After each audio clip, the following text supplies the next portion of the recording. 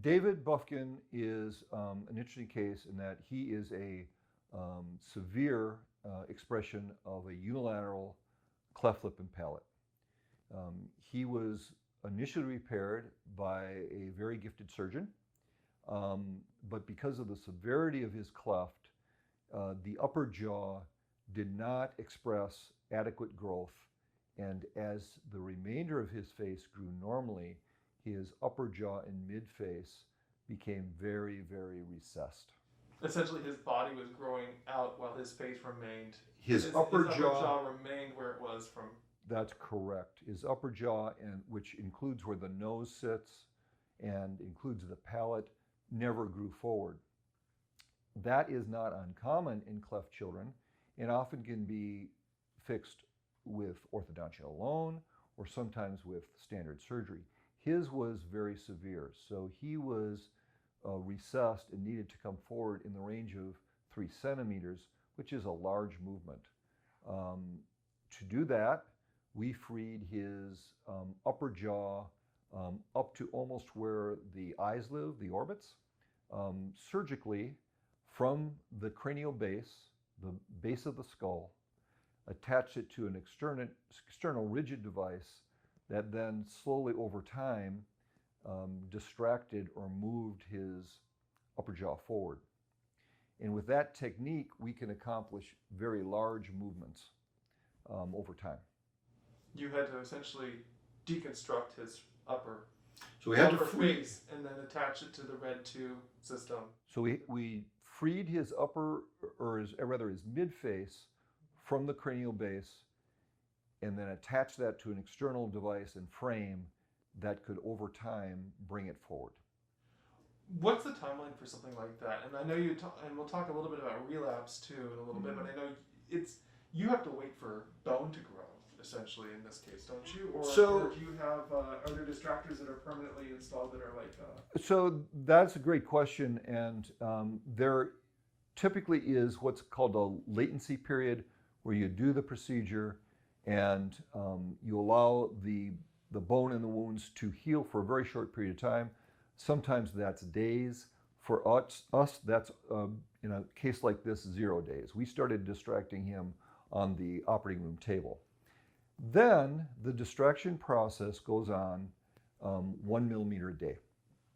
So if you're going to distract them 30 millimeters, that's 30 days. The rule of thumb is that you would leave it on for at least that period or twice that period afterwards.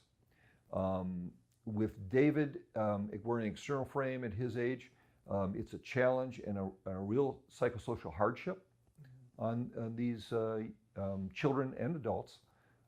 So it has to be tempered by that as well. Once you get them in place, a lot of the maintenance of that position can be done orthodontically and with elastics therapy.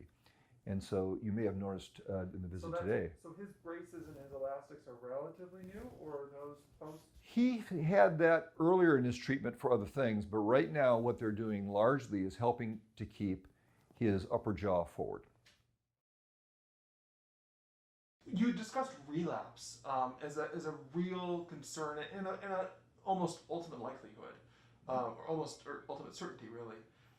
What degree of relapse or recession are you expecting, or what do you see in patients, and does it impact because he's older? So with standard orthognathic surgery, standard jaw surgery without distraction, 10 millimeters might be a large movement. With distraction, we can easily do 20 millimeters. He's 30 and beyond, so he's at very high risk for relapse, and I think indeed will have some.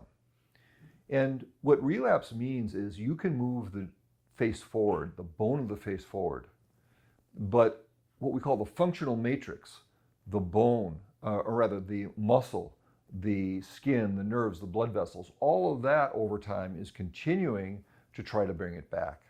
And you have to continue to defeat those forces for some time postoperatively, actually a long time.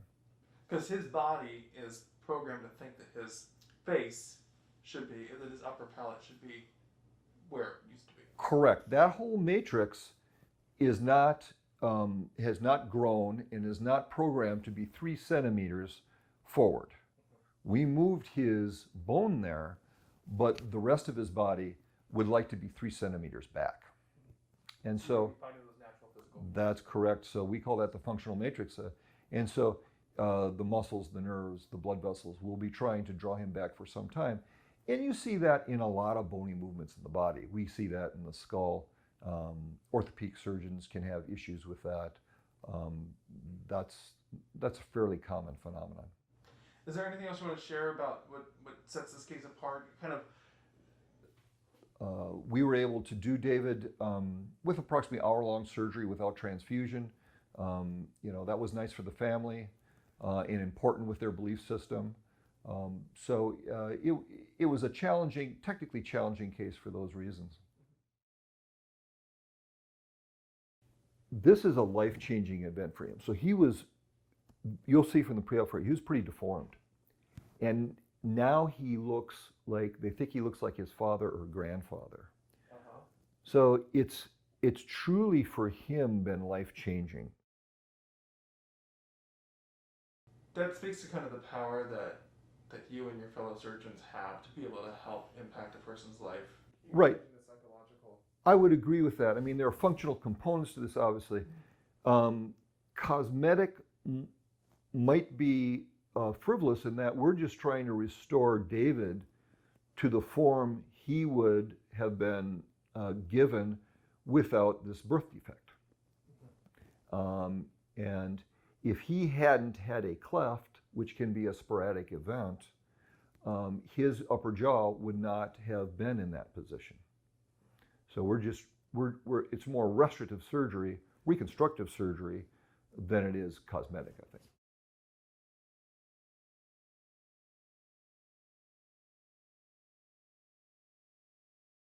David, how are you feeling? Oh, well, thank you. Good. Any problems since we last saw you? No, sir. And I see you got your elastics in place. That's great. All right. And what about your weight? How is that? Are you gaining weight yet? Yeah, it's been improving. Okay, good. Looking long term, we'll decide about secondary surgery for speech. Okay. Typically that would be 6 months, but my interest would be to move that up. That's going to also try to bring the maxilla back, so we'll make judgments about that together. In terms of sleeping, it's a lot easier without the headgear on. Okay. And Good. my speech has improved. Yeah. So, Good. Well, that's going to improve a lot when we Yeah. work on it further. So his upper jaw was back, and he looks like he has a normal facial profile now. But before, his whole upper jaw was back. He had a recession. So yes. So when should we see you guys again? I know it's not easy to get in.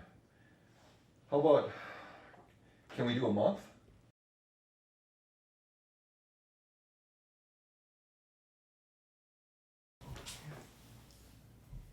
Okay, so I have first.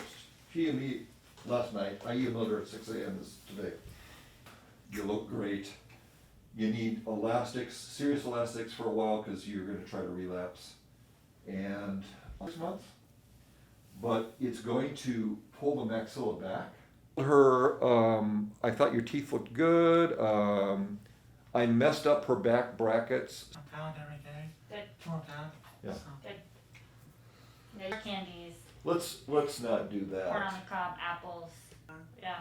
Yeah, Put some ketchup on it. I think all that's good.